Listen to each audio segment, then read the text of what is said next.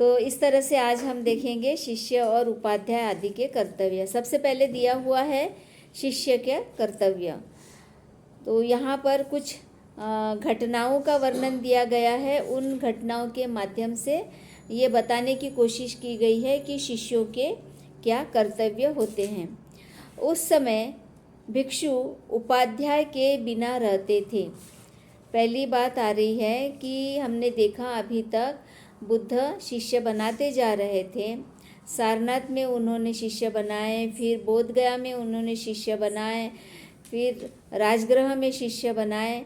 तो ये शिष्य बनते जा रहे थे, लेकिन अनेक शिष्य ऐसे थे जो उपाध्याय के बिना रहते थे। मतलब चीवर लेने के बाद या दीक्षा लेने के बाद में वो व्यक्तिगत रूप से, स्वतंत्र रूप से भिन्न भिन्न जगहों पर रह रहे थे, उपाध्याय के पास में नहीं रहते थे। और इसका परिणाम क्या होता था? वे उपदेश अनुशासन न किए जाने से, क्या नहीं किए जाने से? उपदेश नहीं किए जाने से और अनुशासन नहीं किए जाने से, यानी विनय और नियम के विनय और जो दूसरे नियम हैं वो नहीं सीखने से क्या हो रहा था? बिना ठीक से पहने, बिना ठीक से ढाके, बेसहुरी से वे भोजन दान के लिए जाते थे। क्यों ऐसा क्यों हो रहा था? क्योंकि वे उपाध्याय के पास में रहकर ये बातें नहीं सीख रहे थे। उपाध्याय के पास में अगर शिष्य रहते हैं तो उपाध्याय उन्हें बराबर सिखाते हैं कि जब भी पिंडपात के लिए जाएं तो किस तरह से कपड़े पहने, किस तरह से चीवर पहने, किस तरह से पात्र को पकड़े, किस तरह से चले और कैसा रास्ते में हमारा व्यवहार हो। तो ये सारे जो शिष्य जो उपाध्याय के पास में ट्रेनिंग नहीं लेते थे, सीखते नहीं थे, वे बिना ठीक से ढाके, बिना ठीक से पहने, यानी पूरे शरीर को अच्छे से ढाककर या ठीक से कपड़ा पहनकर वो नहीं जाते थे।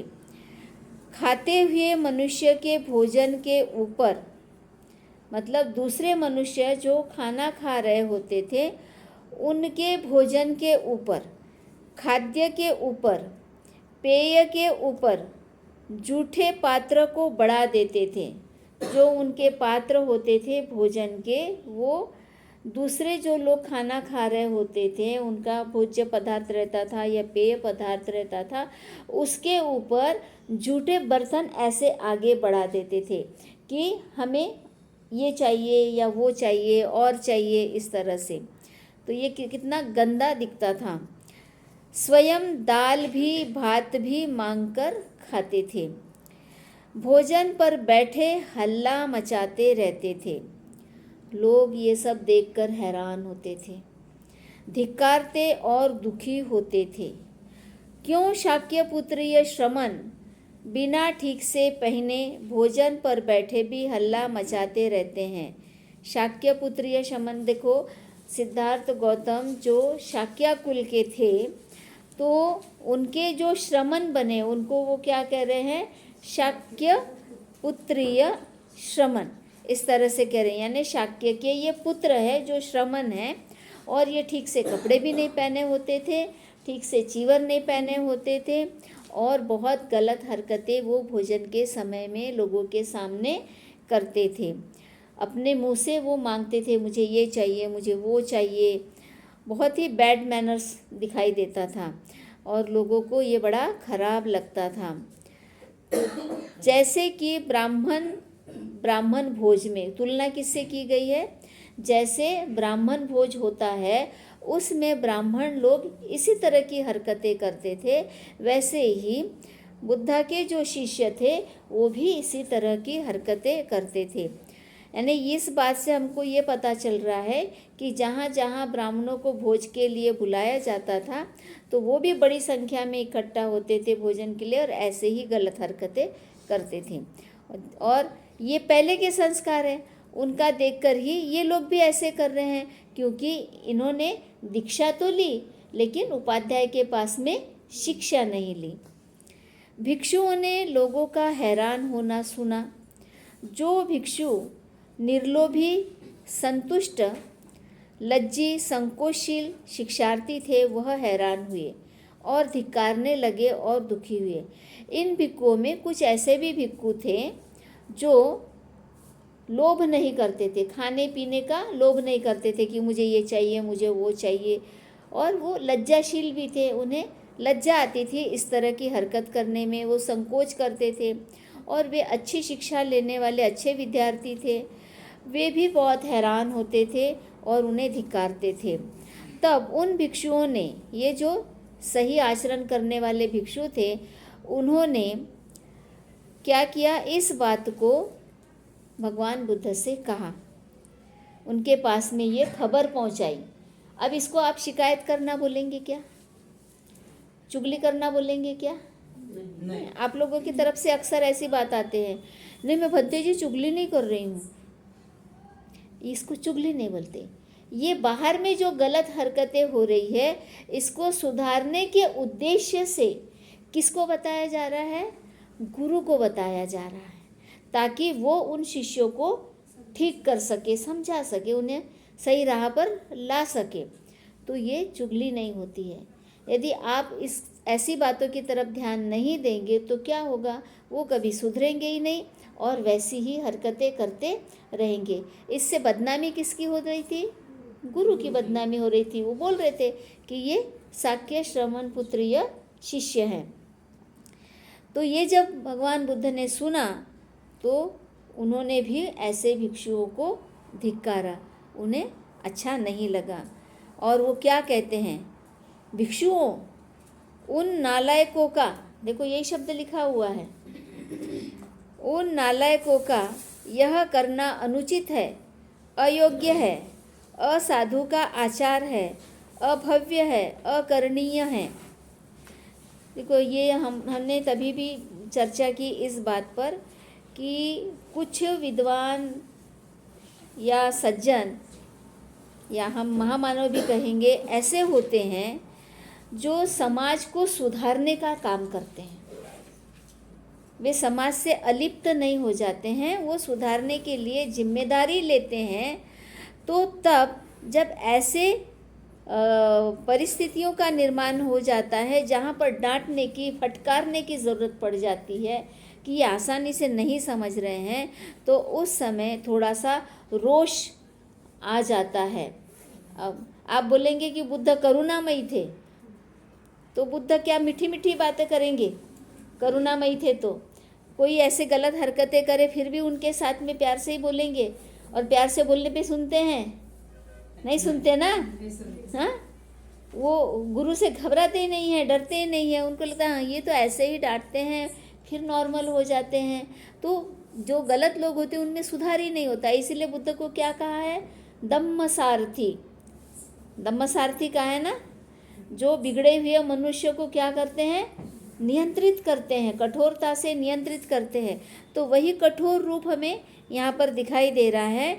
वो उनको सीधे सीधे कह रहे हैं कि ये नालायक है, यानी ये किसी लायक नहीं है। यानी इतनी बड़ी संख्या में बन रहे थे चीवरधारी, और इन लोगों को संभालना बड़ा कठिन हो रहा था। जैसे हमको दो ही सामनेरियों को संभालना कठिन हो जाता है, एक ही बात 10 बार बतानी पड़ती है। तो वो हजारों की संख्या में होते थे, तो बुद्ध को कितना कठिन जाता होगा। देखो कैसी हरकतें करते बाहर में। आज भी हमें शिकायतें आती हैं, बोध गया से शिकायतें आती है। चैंटिंग के दौरान वहाँ पर जो भिक्खुनियाँ इकट्ठा होती है, भिक्खुओं की शिकायतें इस तरह की नहीं आती जितनी भिक्खुनियों की आती है कि ये आपस में कितना लड़ाई झगड़ा करते हैं, झूठ बोलते हैं, दान के लिए लड़ते झगड़ते हैं, आगे आगे बैठने को करते हैं, एक दूसरे की सीट हथिया लेते हैं। ये सारी गलत हरकतें वहाँ होती है। तो बदनामी किसकी होती है? अब गुरु की तो हो रही है, भारत की भी बदनामी होती है कि अमुक देश की भिक्खुनियाँ ये मैनर्सलेस है, इनमें अनुशासन ही नहीं है, विनय ही नहीं है। ये सब चैंटिंग के समय में विदेशी लोग आए रहते हैं ना, वो देखते हैं। भारत के तो देखते ही देखते हैं, उनको तो आदत हो गई है देखने की। जब विदेशी आ रहे हैं, अन्य देशों के भिक्खुनियाँ, उपासक उपासिकाएँ आती है, तो वो ये दृश्य देखते हैं। और भिक्खुओं के बारे में कौन सा दृश्य देखते हैं? वो मांगने वालों की लाइन में बैठ जाते हैं, है ना। भिखारियों की तरह बैठ जाते हैं। भिक्खु का मतलब भिखारी नहीं होता है, ये उनको समझता नहीं है। दान ये कोई व्यक्ति स्वखुशी से दे तो दान होता है, यदि हमने मांग लिया तो वो भीख हो जाती है और मांगने वाला भिखारी हो जाता है। ये से यहाँ पर ये दाल भात मांग रहे थे। अभी हम पिंडपात करते हैं भोजन की चारी का, उसमें मुँह से मांग रहे हैं क्या? नहीं। जिसको देना है देंगे, जिसको नहीं देना है नहीं देंगे। हम सिर्फ मौन चलते हैं और वो हमें समाज के एक जिम्मेदार व्यक्ति, समाज सुधारक समझकर हमें भोजन दान करते हैं। तो यहाँ पर ये बुद्ध उनके बारे में इस तरह कह रहे हैं कि ये सही नहीं है, ये अकरणीय है। भिक्षुओं कैसे वह नालायक बिना ठीक से पहने भिक्षा के लिए घूमते हैं, यानी वस्त्र को अच्छे से नहीं पहनते हैं। जब ये हरकतें करते हैं तो उनका वस्त्र इधर उधर चला जाता है और ख़राब दिखता है। तो इस तरह से वो उनको लताड़ रहे हैं। भिक्षुओं उनका यह आचरण अप्रसन्नों को प्रसन्न करने के लिए नहीं है और न प्रसन्नों को अधिक प्रसन्न करने के लिए, बल्कि अप्रसन्न को और भी अप्रसन्न करने के लिए। क्या कह रहे हैं कि इनकी ऐसी हरकत जो हो रही है ये अप्रसन्न को प्रसन्न करने के लिए नहीं, प्रसन्नों को प्रसन्न करने के लिए, बल्कि जो अप्रसन्न है यानी लोग जो अप्रसन्न हैं, दुखी है, उनको ये और दुखी करते हैं। तथा प्रसन्नों में से भी किसी किसी के उलट देने के लिए हैं। जो प्रसन्न व्यक्ति होता है वो भी इनकी हरकतें देखकर अप्रसन्न हो जाता है, दुखी हो जाता है। तब भगवान ने उन भिक्षुओं को अनेक प्रकार से धिक्कार कर भिक्षुओं को संबोधित किया। और क्या संबोधित किया? भिक्षुओं, अनुमति देता हूँ उपाध्याय की। क्या अनुमति दे रहे हैं? उपाध्याय की, कि तुम अपने उपाध्याय करो। उपाध्याय को शिष्य में पुत्र बुद्धि रखनी चाहिए और शिष्य को उपाध्याय में पिता बुद्धि रखनी चाहिए। सीधा सीधा कह दिया है कि शिष्यों ने उपाध्याय के पास रहना है और उपाध्याय ने अपने शिष्य को पुत्र की तरह देखना है और शिष्य ने उपाध्याय को पिता की तरह देखना है। इस तरह से उन्होंने इसमें कहा। आज सुबह ही बात हुई है हमारी 75 सेखिया पे, और 75 सेखिया में सबसे पहले यही सिखाया जाता है कि चीवर कैसे पहना जाए। जब भी भोजन के लिए जाते हैं तो पूरा हमारा शरीर चीवर से ढका होना चाहिए। अब हम परिमंडल नहीं लेते हैं, पहले परिमंडल लेते थे, ढकते थे, तो उस समय शर्ट नहीं पहने जाते थे, इसलिए पूरी तरह से ढकते थे। अब हमारे पास में ऑप्शन है शरीर ढकने के लिए, अब परिमंडल न पहनकर शर्ट पहनते, उससे भी सारा शरीर ढक जाता है और नीचे से भी हम लोग पूरी तरह से अपने शरीर को ढक देते हैं। अंतर वस्त्र भी पहनते हैं, ऊपर से चीवर भी पहनते हैं। तो ये पहली शिक्षा हर शिष्य को उपाध्याय से मिलनी ज़रूरी है, अन्यथा जब भी वो पब्लिक में जाएंगे तो इस तरह से उनका मजाक बनेगा और गुरु की बदनामी भी होगी। इस प्रकार उपाध्याय ग्रहण करना चाहिए। उपाध्याय कैसे ग्रहण करेंगे शिष्य? जिनके पास में अभी सबको, यदि बुद्धा ने दीक्षा दी है तो सभी के सभी बुद्ध के पास में ही रहेंगे, ऐसा नहीं हो सकता, इतनी बड़ी संख्या में थे। इसलिए उन्होंने कहा कि उपाध्याय ग्रहण कैसे करना चाहिए ये उनको सिखाया। उपरना यानी उत्तरासंघ, ये जो संघाटी है कंधे पे जो लेते हैं उसको एक कंधे पर करवा कर वंदना करनी चाहिए। उकड़ू बैठकर हाथ जोड़कर ऐसा कहलवाना चाहिए, भंते मेरे उपाध्याय बनिए, भंते मेरे उपाध्याय बनिए, भंते मेरे उपाध्याय बनिए, ऐसा 3 बार कहना चाहिए। जिसको आप अपना गुरु मानना चाह रहे हैं, बनाना चाह रहे हैं, उसके सामने इस तरह बैठकर, उकड़ू बैठकर हाथ जोड़कर वंदना करके उनसे याचना करनी है 3 बार कि आप मेरे उपाध्याय बनिए। तो यहाँ से शिष्य उपाध्याय की परंपरा इस तरह से शुरू हो रही है। मैंने देखा कि जब जब गुरु पूर्णिमा होती है आषाढ़ माह में, तो अनेक ऐसे लोग जिन्होंने ये सब किताबें पढ़ी नहीं हैं या अध्ययन नहीं किया है या नहीं जानते हैं, तो वो लोग ऐसे पोस्ट लिखते हैं जिसमें वो लिखते हैं कि बुद्धिज़्म में गुरु शिष्य परंपरा नहीं है। बिल्कुल बेसिर पैर की बात करते हैं, जबकि पूरा जो विनय है ये हमें गुरु शिष्य परंपरा पर आधारित दिखाई देता है। तो यहाँ पर उन लोगों ने पढ़ाई करना चाहिए और ये जानना चाहिए कि गुरु शिष्य परंपरा बुद्धिज़्म में थी। हालांकि पहले भी वैदिक परंपरा में होगी, लेकिन उससे हमारा लेना देना नहीं है क्योंकि उनका कल्चर अलग था। लेकिन बुद्धिज़्म के संदर्भ में यदि हम बात करते हैं तो यहाँ पर गुरु शिष्य परंपरा हमें आराम से दिखाई दे रही है। शुरू में सिद्धार्थ गौतम भी अनेक गुरुओं के पास में गए और उनके पास जो शिक्षा थी वो ली, तो उनको गुरु माना उन्होंने, है ना। आचार्य आलर कालाम और उद्दक रामपुत्र, इनको गुरु ही माना और उनके पास में शिक्षा दीक्षा ली। तो गुरु शिष्य परंपरा बुद्ध के पहले से थी, ये इस बात से साबित होता है। बराबर, सही है। पहले से थी या नहीं? नहीं थी। नहीं, वो गुरु के पास नहीं रहते थे ना, इसलिए उनका बर्तन अच्छा लगा। अभी मैंने बताया कि बुद्ध के पहले गुरु शिष्य परंपरा थी, ये कैसे साबित होता है? आचार्य आलार कालाम के पास में शिष्य थे बहुत सारे, तब सिद्धार्थ गौतम बुद्ध बने थे? नहीं बने थे, है ना। तो उन्होंने उनका शिष्यत्व स्वीकार किया था, है ना। वहाँ रहकर उनसे ध्यान साधना सीखी। फिर उद्दक रामपुत्र के पास में गए, उनके भी बहुत सारे शिष्य थे, वहाँ जाकर भी उन्होंने उनका शिष्यत्व लिया और जो ध्यान साधना की अगली सीढ़ियाँ थी वो उन्होंने हासिल की। इसका मतलब है कि गुरु शिष्य परंपरा बहुत प्राचीन समय से चली आ रही है। लेकिन बुद्धा ने भी गुरु शिष्य परंपरा को कंटिन्यू किया संघ बनाने के बाद में। और यहाँ पर हमें ये पता चल रहा है कि यदि शिष्य गुरु के पास में रहकर शिक्षा नहीं लेते हैं तो वो समाज में गलत हरकतें करते हैं, जिससे कि समाज पर अलग दुष्परिणाम होता है और बदनामी होती है।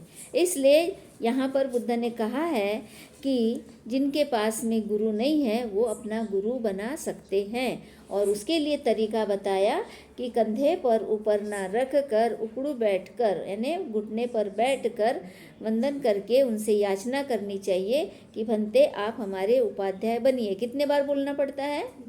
3 बार बोलना पड़ता है।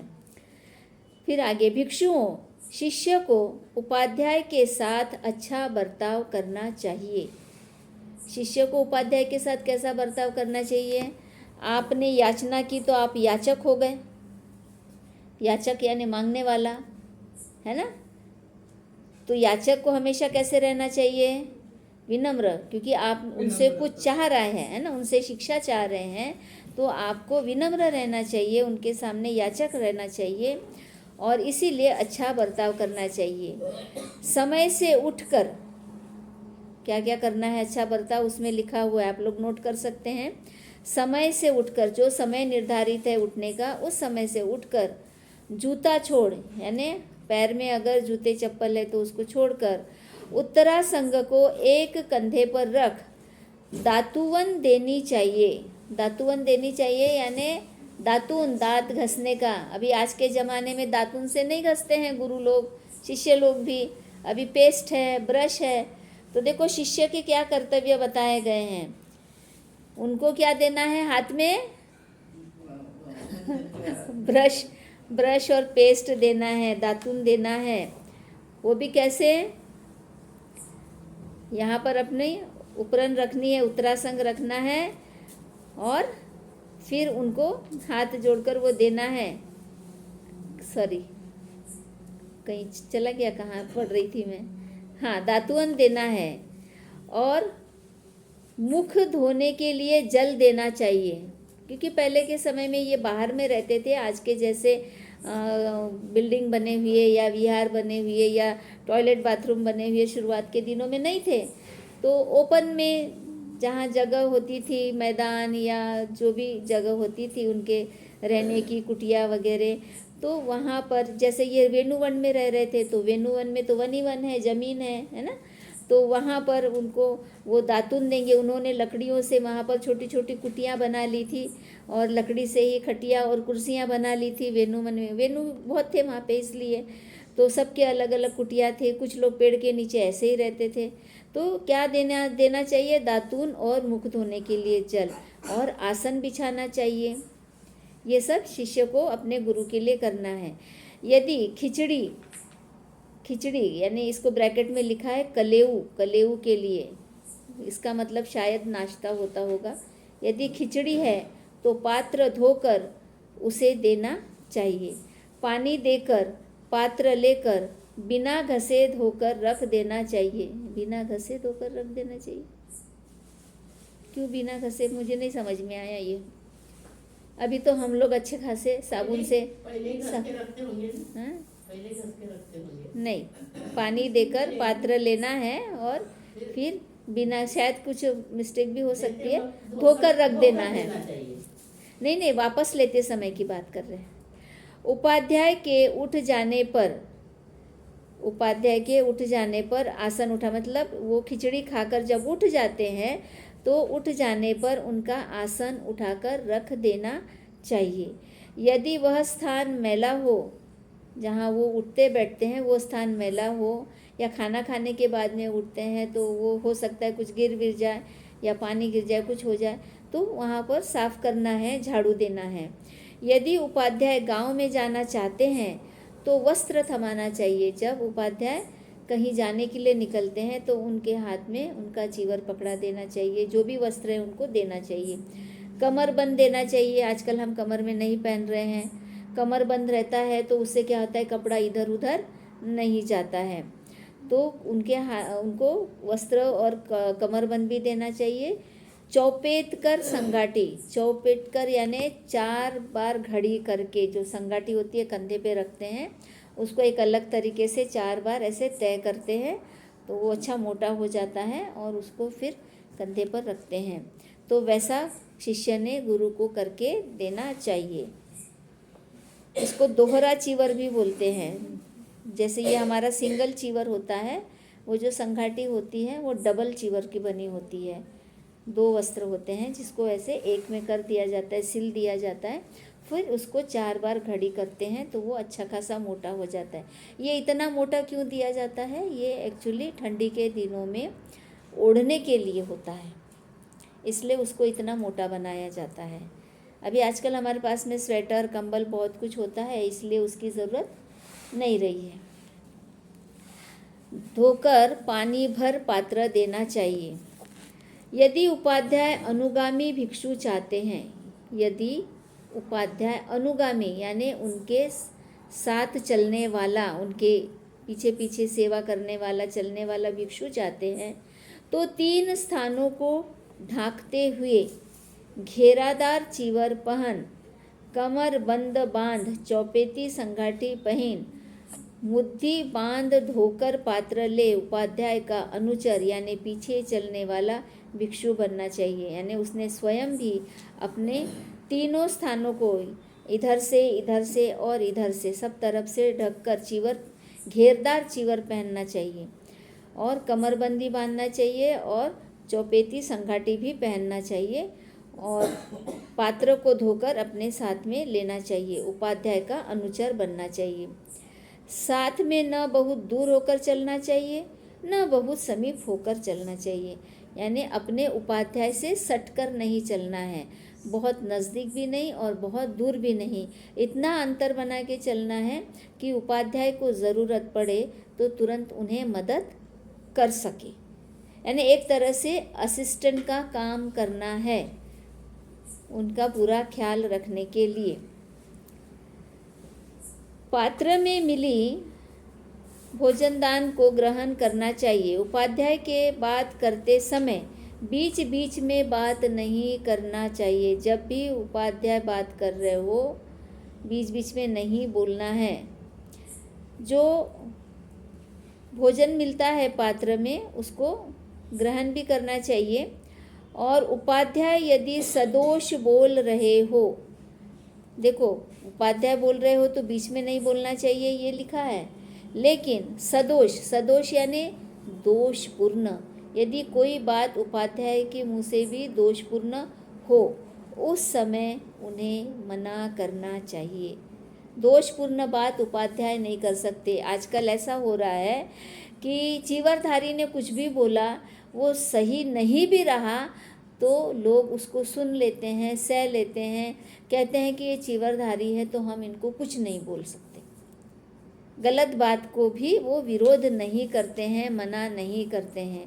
जबकि यहाँ साफ साफ लिखा है कि जो शिष्य है वो भी मना कर सकता है यदि कोई बात ऐसी गलत लग रही हो उपाध्याय के मुख से। लौटते समय पहले ही आकर आसन बिछा देना चाहिए। बाहर से जब भी, जहाँ हमारा निवास है, विहार है, हेलो सुन रहे हो,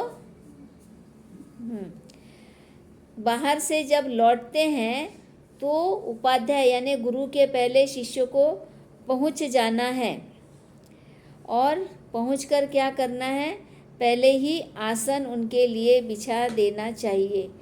पादोदक, पादोदक यानी पैर धोने का जल, उदक और पाद ये दो शब्द मिलकर पादोदक बना है। पादोदक, पाद धन उदक यानी पैर धोने का जल, उदक का मतलब होता है जल। पादपीठ, पादपीठ यानी पैर रखने का पीढ़ा, पीढ़ा होता था ना, मराठी में पाट बोलते थे। वो पीढ़े पर खड़े होकर वो पैर धोते हैं ताकि उसमें धूल मिट्टी ना लगे।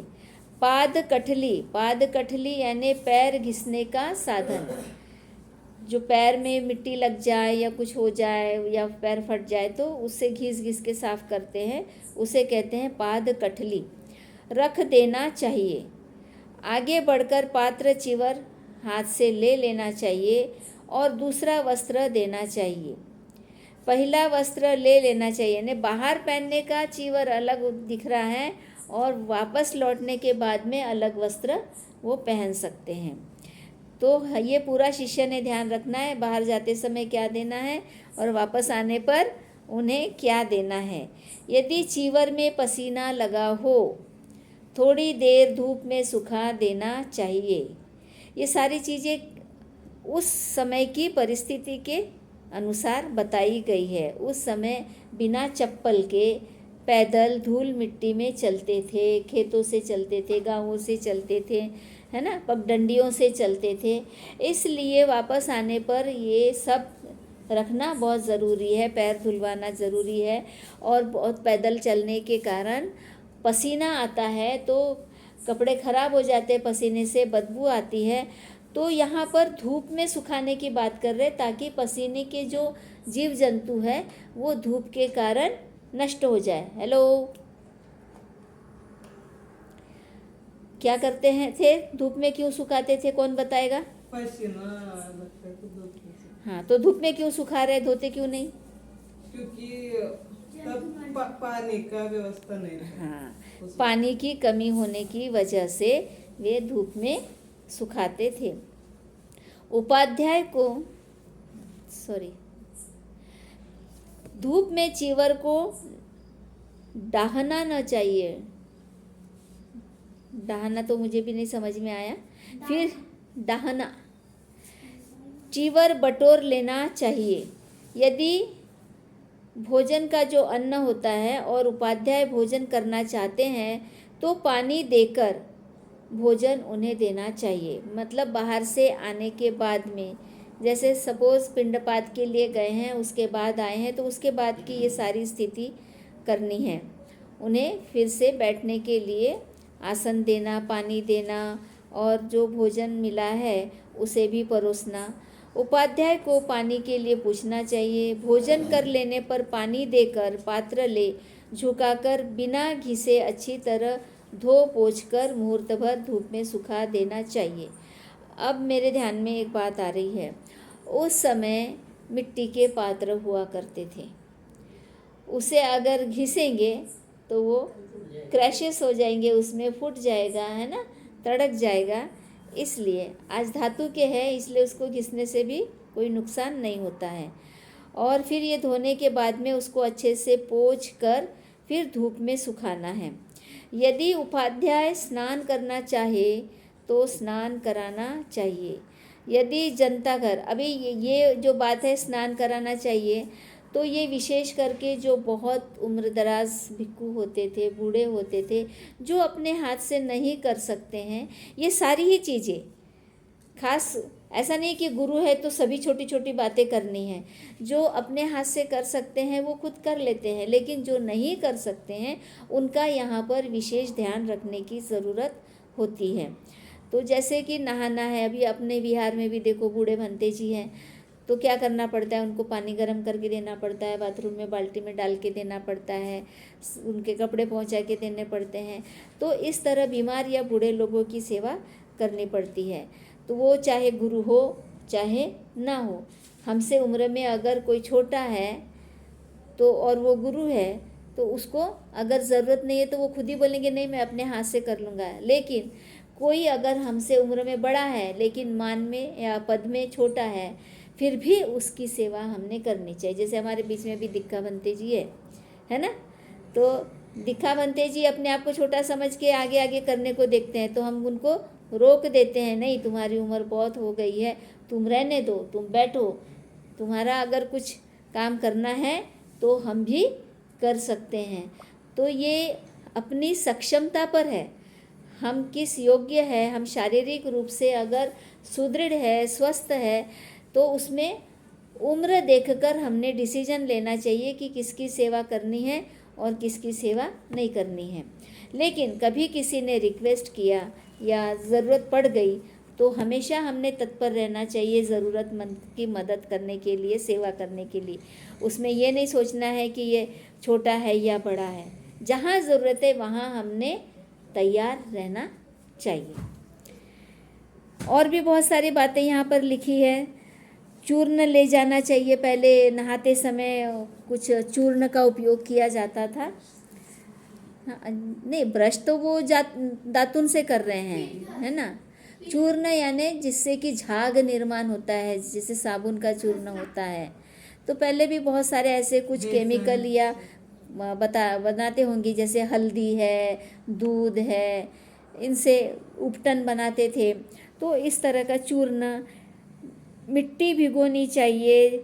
जनता घर के पीढ़े को लेकर उपाध्याय के पीछे पीछे जाकर जनता घर के पीढ़े को दे, चीवर ले एक और रख देना चाहिए, और स्नान चूर्ण देना चाहिए, मिट्टी देनी चाहिए। मिट्टी से भी ये अपने शरीर को घिसते थे, बाल भी धोते थे।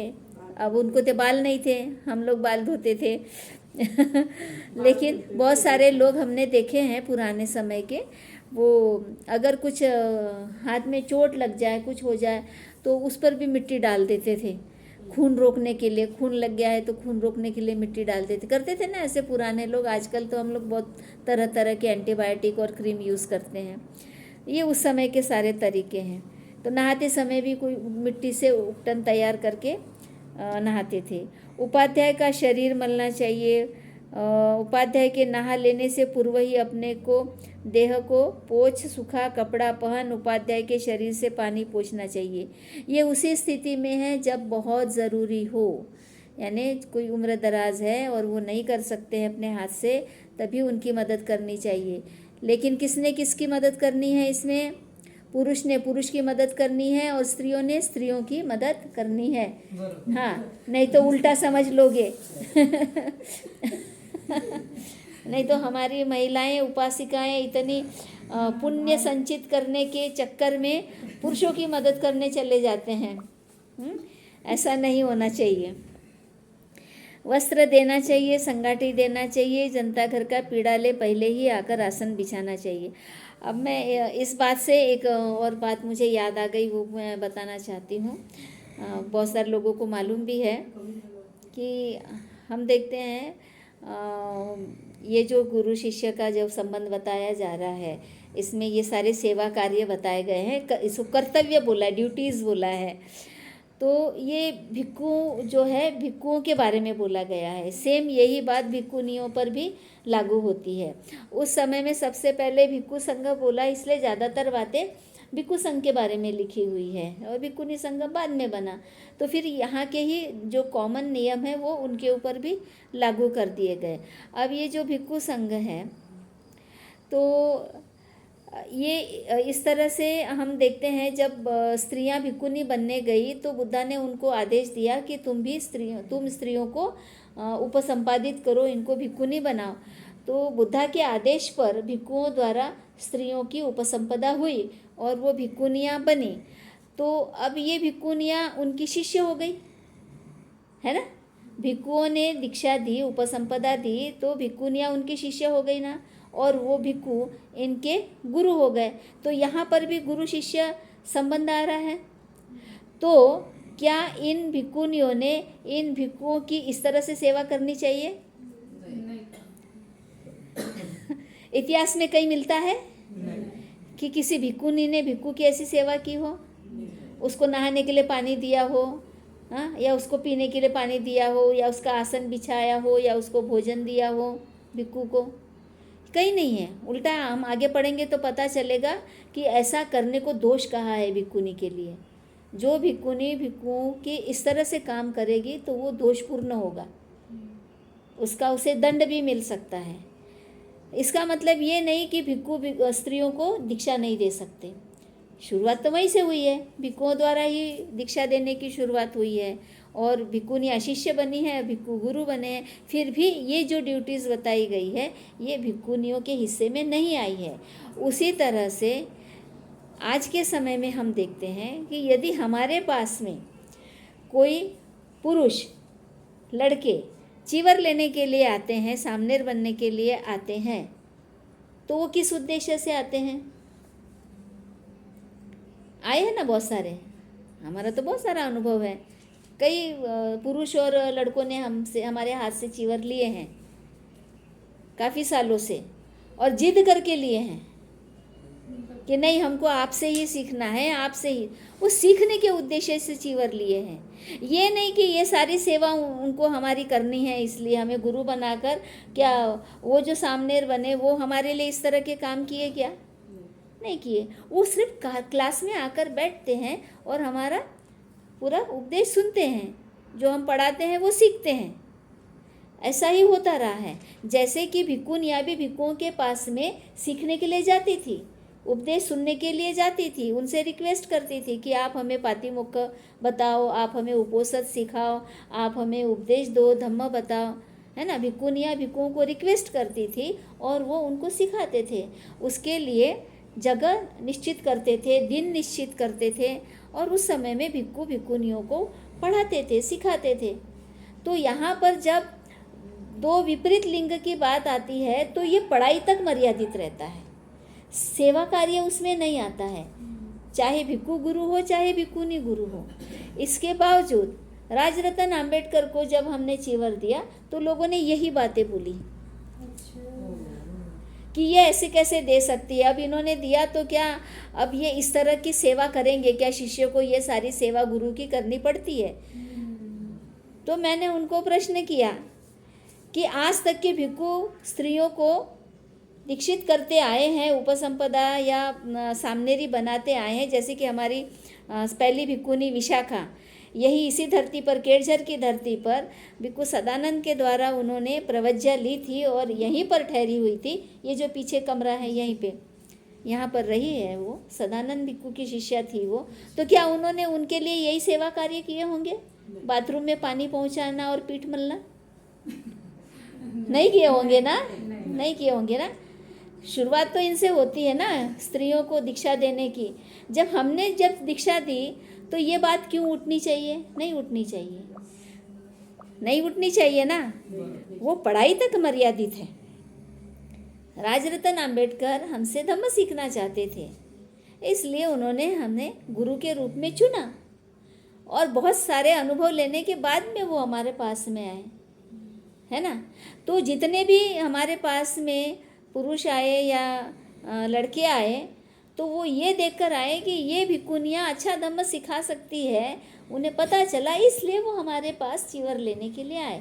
लेकिन बाकी लोग प्रसिद्ध नहीं थे, इसलिए लोगों को पता नहीं चला। और राजरतन आम्बेडकर एक सार्वजनिक, है ना, सेलिब्रिटी है, प्रसिद्ध व्यक्ति है, इसलिए लोगों को पता चला, इसलिए इतना हंगामा हुआ। उसके पहले तो कई लोग हमसे चीवर लिए हैं। और अभी भी भिक्खू बने हुए हैं और अच्छा काम कर रहे हैं। अच्छा, वो अकेले नहीं हैं जिनको जीवन? हाँ, कई लोगों को दिया है हमने चीवर। बनते जी ने, सुनीति बनते जी ने कई लोगों को दिया है। तमिलनाडु के एक भिक्खू है जो अभी भी है, बौद्ध मौर्य करके, तमिलनाडु में प्रसिद्ध हो गए अपने काम से। काफ़ी साल पहले की बात है, 2013-14 की बात होगी, 14 या 15 की बात होगी। उस समय वो नागपुर में आए और उनकी रहने की व्यवस्था हमने हमारे विहार में, भिक्खुनी विहार में नहीं की, दूसरे विहार में उनकी रहने की व्यवस्था की। और वो वहाँ से हमारे सेंटर पर केवल क्लास अटेंड करने आते थे और क्लास अटेंड करके उन्होंने बनते जी से दीक्षा ली, प्रवज्ञा ली। उन्होंने चीवर नहीं उतारा। फिर यहाँ से वो तमिलनाडु जाकर उन्होंने काम किया और अभी भी भिक्खू हैं, आते हैं, कई कार्यक्रमों में आते हैं, लोगों को नहीं मालूम है। और उन्होंने श्रीलंका जाकर उपसंपदा भी ली। उन्होंने वहाँ पर वो मैगज़ीन निकालते हैं, बहुत बड़ा काम है उनका तमिलनाडु में। वो मैगज़ीन भी निकाले और वो मैगज़ीन में उन्होंने ये भी लिखा कि बनते सुनीति ये मेरे प्रवज्ञा गुरु है। इतिहास हो गया वो। लेकिन बौद्ध मौर्य को बाकी लोग नहीं जानते हैं, या ये नहीं जानते हैं कि इन्होंने किससे प्रवज्ञा ली थी। लेकिन एक बार ऐसा हुआ कि वो हमेशा बनते जी को बुलाते हैं। ये मैं थोड़े पर्सनल बातें आपसे शेयर कर रही हूँ, पर्सनल नहीं है, ये हमारे मूवमेंट से रिलेटेड है, भिक्खुनी मूवमेंट से रिलेटेड बात है। ये उन्होंने सामनेर कैंप लिया तमिलनाडु में और बनते जी को इनवाइट किया कि हमने सामनेर बनाए हैं, आप आकर इनको शिक्षा दो। तो बनते जी गए और वहाँ पर उन्होंने वो काम किया। तो उसकी तस्वीरें कुछ दिन के बाद में हमने फेसबुक पर डाली। उसमें क्या दिख रहा है कि बौद्ध मौर्य बैठे हैं और अपने बनते सुनीति भी बैठे हुए हैं और भी दूसरे भिक्खू बैठे हुए हैं और सामने सारे स्टूडेंट बैठे हुए हैं। तो उस पर कमेंट आने लगे कि ये सामनेरी बौद्ध मौर्य भिक्खू के साथ में कैसे बैठ सकती है। कितने अज्ञानता में लोग क्या क्या कहते हैं। जो बौद्ध मौर्य की गुरु है उसको वो सामनेरी बोल रहे हैं, क्योंकि मानने को तैयार नहीं है कि भारत में स्त्रियां भिक्खुनी हो गई है। बोल रहे हैं ये सामनेरी बौद्ध मौर्य भिक्खू के साथ में कैसे बैठ सकती है, बराबरी में कैसे बैठ सकती है। हाँ, उनको मालूम ही नहीं कि बौद्ध मौर्य शिष्य हैं, वो सामनेरी नहीं है। मुझे बड़ी हंसी आती थी। ऐसे बहुत सारे पहले किस्से हुए हैं। तो खैर, हमारा जो मुद्दा था कि यहाँ पे जब जेंडर की बात आती है तो ये जो यहाँ पर ड्यूटीज़ बताई गई है, सेवा कार्य जो बताए गए हैं गुरु के, तो वो जेंडर में नहीं आते हैं। मतलब पुरुषों ने पुरुषों की सेवा करनी है और स्त्रियों ने स्त्रियों की सेवा करनी है। ये बात को यहाँ पर हमने समझना चाहिए। और दूसरी बात, उम्र का भी ध्यान रखना चाहिए, बीमार का भी ध्यान रखना चाहिए। ये देखते हुए हमने काम करना चाहिए। ठीक है, आगे बढ़ते हैं। जिस विहार में उपाध्याय विहार करते हैं, यदि वह विहार मैला हो तो समर्थ होने पर, देखो यही बात हम कर रहे हैं, समर्थ होने पर उसे साफ करना चाहिए। यदि आप करने लायक हो, समर्थ हो, आपकी शारीरिक क्षमता है, तो आपने उस विहार को साफ करना चाहिए। यदि आपकी कमर में दर्द है, बीमार है या बूढ़े हैं, तो वो कंपलसरी नहीं है। ये आपके ऊपर है, आप करना चाहते हैं तो कर सकते हैं। लेकिन आप यदि बहाना कर रहे हैं, कुछ लोग बहाने भी करते हैं ना, है ना, जवान होने पर भी, सक्षम होने पर भी, समर्थ होने पर भी बहाने करते हैं। नहीं, मेरा पेट दुख रहा है, मेरा सिर दुख रहा है, मेरी तबीयत ठीक नहीं है, बुखार आया है, मैं आज काम नहीं कर सकती। ऐसे भी शिष्य होते हैं आलसी, और उसके लिए वो झूठ भी बोलते हैं। तो ऐसा नहीं करना चाहिए। फिर इसका मतलब ये होगा कि आपको आपके गुरु के प्रति कोई आदर भाव नहीं है। आप उनसे लेना चाहते हैं लेकिन सही तरीके से शिक्षा नहीं ले रहे हैं। और विहार को साफ करने के बाद पात्र चीवर निकालकर एक ओर रखना चाहिए, यानी ये पूरी जिम्मेदारी शिष्य की होती है। गद्दा चद्दर निकालकर एक ओर रखना चाहिए। मतलब उस ज़माने में गद्दा भी यूज़ किया जाता था और चद्दर भी यूज़ की जाती थी। हाँ, बहुत प्राचीन समय से हम देख रहे हैं कि लोगों ने कुछ आविष्कार किए थे, जैसे कपास की खेती और कपास से कपड़ा बुनना, शॉल बुनना। ये बहुत प्राचीन समय से ही हमारे देश में आविष्कार हुआ है और लोग बहुत पहले से गद्दा चद्दर का इस्तेमाल कर रहे थे। तकिया रखनी चाहिए। चारपाई खड़ी कर केवाड़ में बिना टकराए लेकर एक और रख देना चाहिए, मतलब चारपाई पर भी सोते थे।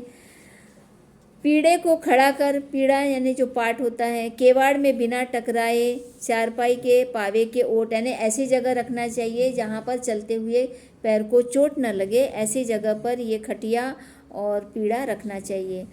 पौदान को एक और, पौदान यानी पायदान, एक और रखना चाहिए। सिरहाने का पटरा एक और, फर्श को बिछावट के अनुसार हिफाजत से ले जाकर रखना चाहिए। फर्श पर जो बिछाने की चीज़ होते हैं उसको भी ये बोल रहे हैं कि अच्छे से हिफाजत से रखना चाहिए।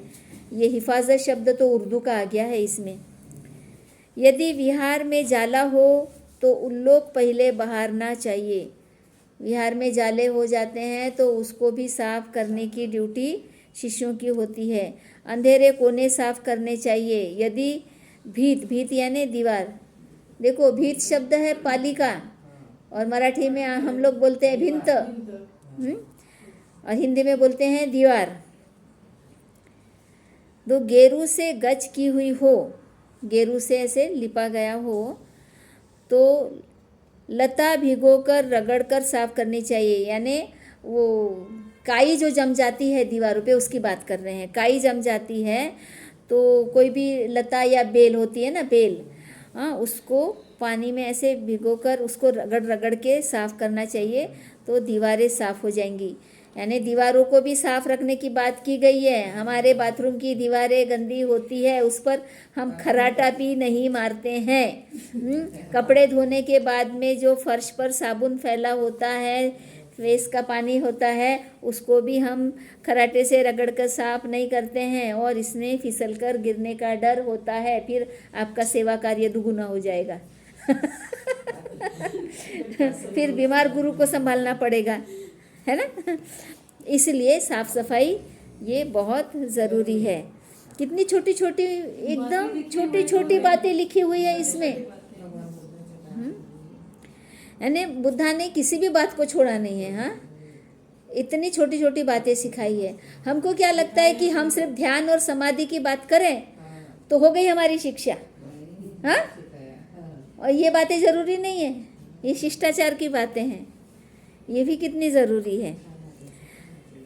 और क्या करना चाहिए? कूड़े को ले जाकर एक तरफ फेंकना चाहिए। फर्श को धूप में सूखा साफ कर फटकार कर ले आकर पहले की भांति बिछा देना चाहिए। जो मिट्टी का फर्श हो, जिस पर अगर जैसे कि हम लोग आजकल चटाई बिछाते हैं, गलीचा बिछाते हैं या कुछ भी बिछाते हैं, तो उसको भी हमें बार बार साफ़ करना चाहिए, धूप में सुखाना चाहिए, उसके ऊपर की धूल झाड़नी चाहिए। पायदान होते हैं उसके ऊपर की भी धूल झाड़नी चाहिए।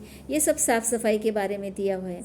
चारपाई के ओट को धूप में सुखाकर साफ ले आकर उनके स्थान पर रख देना चाहिए। बीच बीच में हर चीज़ को धूप दिखाने की ज़रूरत होती है। अगर धूप नहीं दिखाएंगे तो चीज़ें खराब होने का डर रहता है। चारपाई को सुखाना है और केवाड़ को बिना टकराए रखना है। केवाड़ यानी किवाड़, आपण मराठीत किवाड़ म्हणतो, कवाड़ म्हणतो ना, कवाड़ पालीचे शब्द हैं। और हिंदी में क्या बोलते हैं? दरवाजे के पट को नहीं, दरवाजा तो ये हुआ, क्या बोलते हैं? पल्ला। किसी ने बोला है यहाँ पर? दिलावर, आपके इधर जम्मू में क्या बोलते हैं दरवाजे के पल्लों को? अच्छा, इधर दरवाजे ही बोलते हैं, डोगरी में बोलते हैं। हाँ, वो जो पट होते हैं, दरवाजे के जो पट होते हैं जो हम खोलते बंद करते हैं, दरवाजा ही बोलते हैं। पल्ला कहते हैं, लेकिन डोगरी में इसको पित बोलते हैं इधर। पित, पित, पित हाँ जी। डोगरी भाषा में। हाँ। अच्छा अच्छा, चलो ये हमारा जनरल नॉलेज भी बढ़ता है इसके माध्यम से कि पहले क्या बोलते थे पाली में, अब क्या बोलते हैं, अभी हिंदी, मराठी और विभिन्न भाषाओं में क्या बोलते हैं वो पता चल रहा है। अच्छा, पीकदान भी, पीकदान सूखा साफ कर लेकर यथास्थान रख देना चाहिए। पीकदान मालूम है ना? जिसमें थूकते हैं। यदि धूली लिए पूर्वा हवा चल रही हो, पूर्व की खिड़कियां बंद कर देनी चाहिए।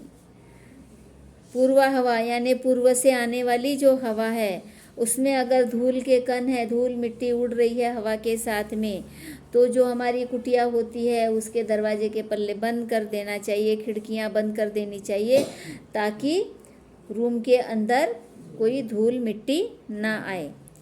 यही तो कॉमन सेंस मैं बताते रहती हूँ हमेशा, कब दरवाजे की खिड़की खोलनी है, ये खिड़की के पल्ले खोलने और कब बंद करने, ध्यान ही नहीं रहता। यदि जाड़े के दिन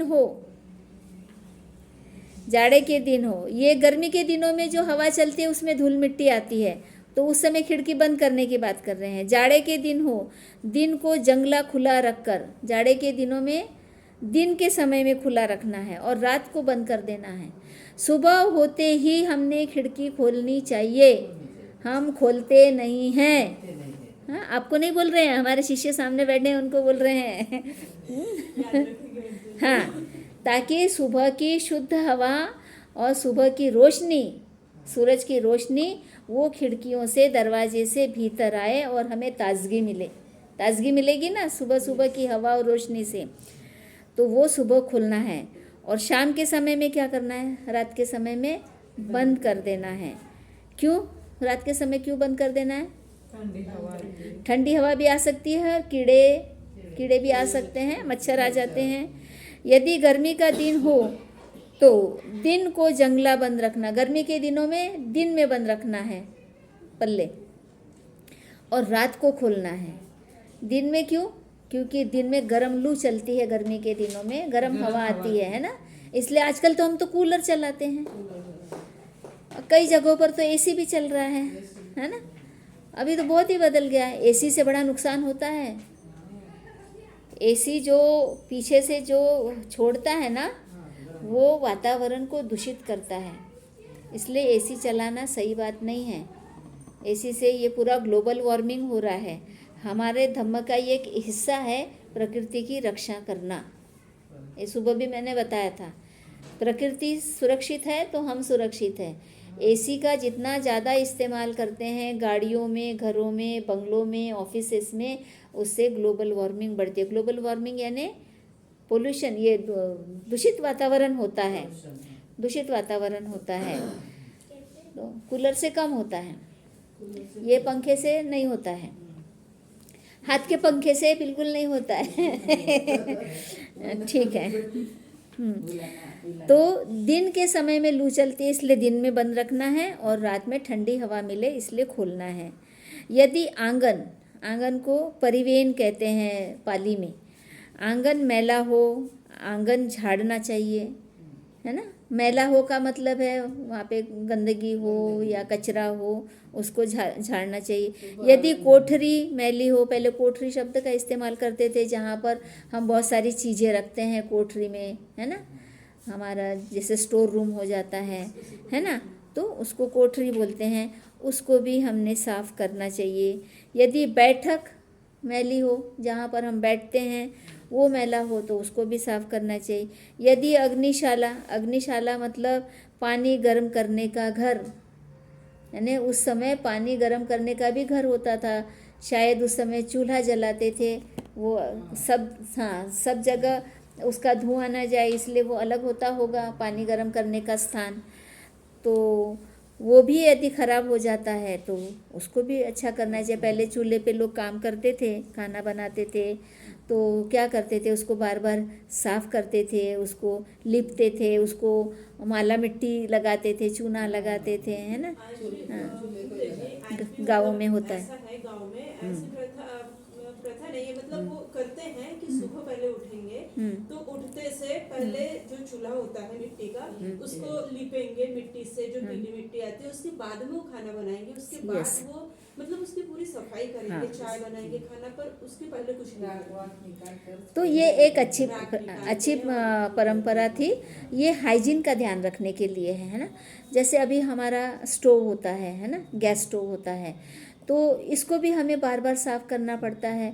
कुछ लोगों को आदत नहीं होती है साफ़ करने की, तो वो खाना इधर उधर पड़ा रहता है, तो फिर चूहे आते हैं या कुछ और दूसरे जीव जंतु आ जाते हैं, और खाने में भी उनके गिरने का डर रहता है, तो इससे बीमारी फैलने का खतरा बढ़ जाता है, ये हमारे लिए डेंजरस होता है, तो इसको भी साफ़ करना चाहिए।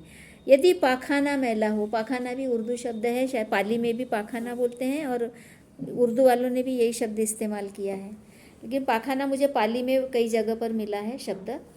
तो ये पाखाना का मतलब है कि टॉयलेट, शौचालय, इसको भी हमेशा साफ़ रखना चाहिए। यदि पानी न हो तो पानी भर कर रखना चाहिए। यदि पीने का जल न हो तो पीने का जल लाकर रखना चाहिए। यदि पाखाने की मटकी में जल न हो, मतलब पहले के जो शौचालय होते थे उसमें मटकी रखी जाती थी, मिट्टी की मटकी या घड़ा, है ना। उसके बाद में तरह तरह के ऐसे घड़े बनते रहे जिसको हमने नांद वगैरह भी कहा, जिसमें कि पानी स्टोर करके रखा जाता था। तो बाथरूम में पहले इसी तरह के पानी के स्टोरेज हुआ करते थे, ताकि पाखाना जाने के लिए या शौच जाने के लिए उसको इस्तेमाल किया जा सके। हाँ, क्या हाँ, राजनन, हाँ, वो बड़े बड़े जैसे बड़े बड़े होते थे। फिर उसके बाद में ईंटा सीमेंट के टाकियाँ बनने लगी, और अभी प्लास्टिक की टाकियाँ हम हमारे बिल्डिंग के ऊपर में रख रहे हैं। अब डायरेक्ट ऊपर से नीचे नल में पानी आ रहा है। चलो, यहाँ तक हो गया। यदि टाइम कितना हुआ, टाइम का मुझे बताना, कितना हुआ? 8:30 हो गया। अच्छा, तो हमारा समय हो गया है, तो हम रुके या ये एक पैराग्राफ पूरा पढ़ ले? ठीक है, हाँ, एक ही पैराग्राफ, एक या दो पैराग्राफ है। यदि उपाध्याय को उदासी हो तो शिष्य को उसे हटाना या हटवाना चाहिए। देखो, ये भी जरूरी है, ध्यान रखना है, उपाध्याय उदास तो नहीं है। धार्मिक कथा उनसे करनी चाहिए, यानी ज़रूरी नहीं कि गुरु है तो उनको उदासी नहीं आती होगी, उन्हें निराशा नहीं होती होगी, या उनको टेंशन नहीं होता होगा। कई तरह से उनको भी ये सब हो सकता है। तो ऐसे में शिष्य का कर्तव्य है कि वो उनको धम्म समझाए, जो उनको समझ में आता है वो उनको समझाए और उनको नॉर्मल करने की कोशिश करे। यदि उपाध्याय को शंका उत्पन्न हुई हो, उपाध्याय को शंका भी हो सकती है, संदेह भी हो सकता है, तो शिष्य को यदि संभव हो तो वो भी करना चाहिए, उनकी शंका को दूर करना चाहिए, धम्म उन्हें बताना चाहिए। यदि उपाध्याय को उल्टी धारणा उत्पन्न हो जाए, उल्टी धारणा यानी जो सही बात है उसके विपरीत कोई विचार उत्पन्न हो जाए, तो शिष्य को उसे छुड़ाना चाहिए, यानी उनको समझाना चाहिए, धार्मिक कथा कहकर समझाना चाहिए कि ये धारणा गलत है, ये धारणा सही है। यानी देखो, कर्तव्य के साथ साथ ये एक अधिकार भी मिले हैं, गुरु की तरह एक अधिकार भी मिल रहा है।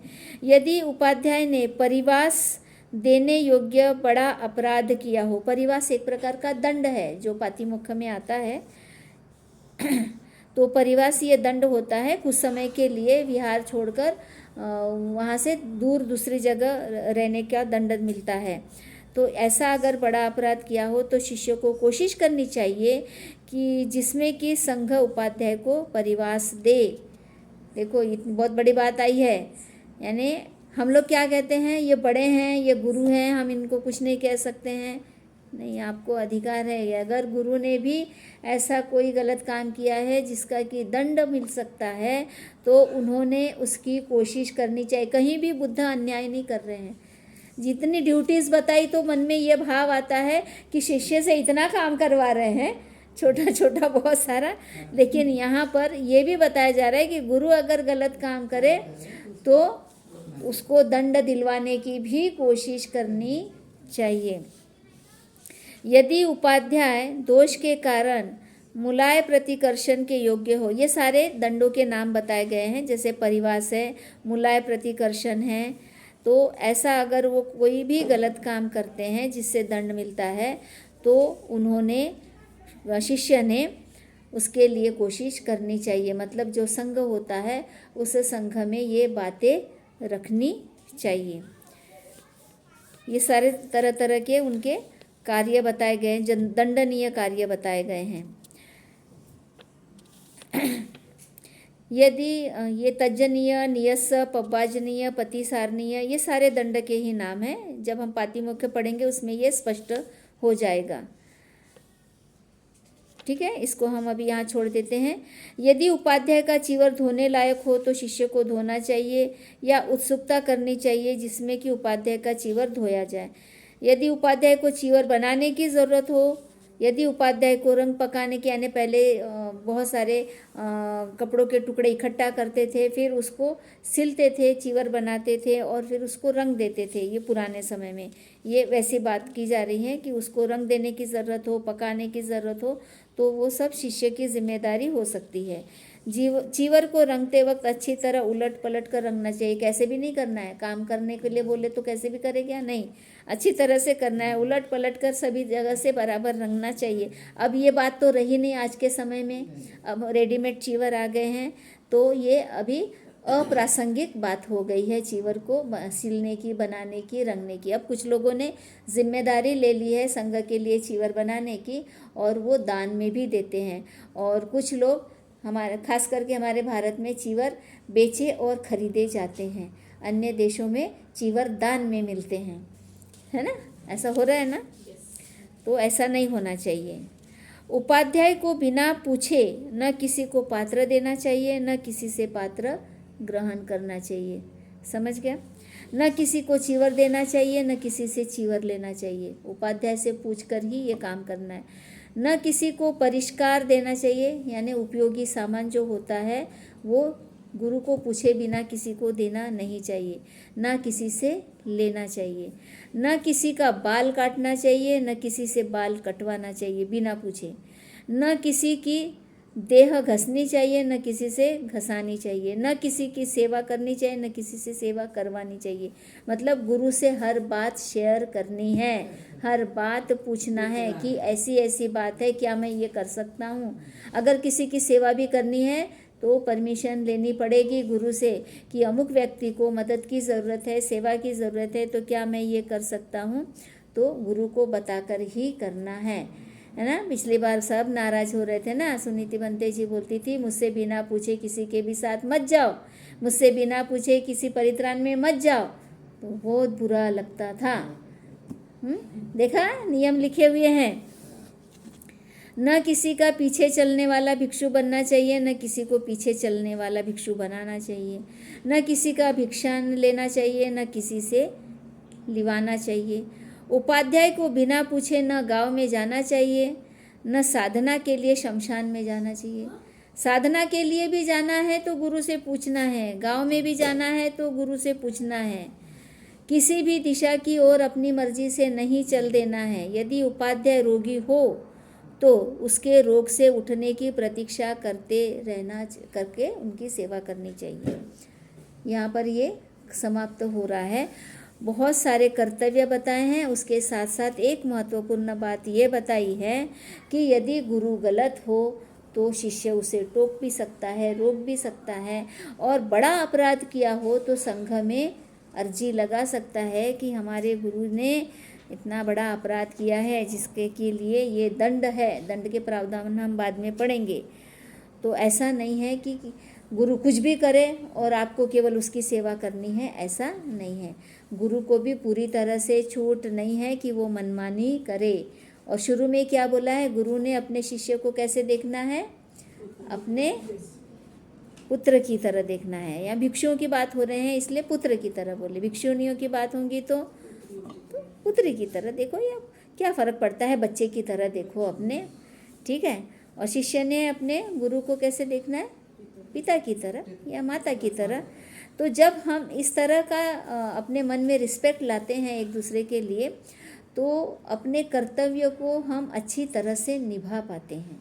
यदि गुरु के लिए आदर न हो, श्रद्धा न हो, तो फिर वो स्वार्थी हो जाते हैं, वो बराबर ध्यान नहीं देते हैं। वो रोगी हो तो वो रोग पर भी शक करते हैं, ये क्या इनका तो हमेशा ही है, हमेशा ही ऐसे बीमार रहते हैं। एक उम्र आने पे तो आदमी रोगी हो ही जाता है, बुढ़ापे में तो रोगी हो ही जाता है। तो ऐसा नहीं करना चाहिए, उन पर विश्वास भी दिखाना चाहिए। उसी तरह से अगर शिष्य बीमार हो जाए तो गुरु ने भी उनके तरफ ध्यान देना चाहिए। उनको अगर सेवा की ज़रूरत है, ये आगे आएगा उपाध्याय के कर्तव्य, वो हम कल पढ़ेंगे। आज हम यहीं पर रुकते हैं। आशा करते हैं कि समझ में आ गया होगा और एक सोच मिल गई होगी, एक धारणा बनी होगी कि अब हमें आगे किस तरह से रहना चाहिए, क्या करना चाहिए। ये बातें उपासकों ने भी सुनी है, तो उपासकों को भी अभी कल्पना आ गई होगी कि भिक्खु और जो उनके शिष्य होते हैं या भिक्खुनियाँ और उनके शिष्य होते हैं तो उनका आपसी रिश्ता कैसा होता है और किसने क्या करना चाहिए। हम बहुत समझना चाहिए। हाँ उपाध्याय किसको बोलते हैं तो इसको समझना चाहिए। नहीं, वो उनको समझ गया है उपाध्याय। हाँ, मैं क्या कह रही थी,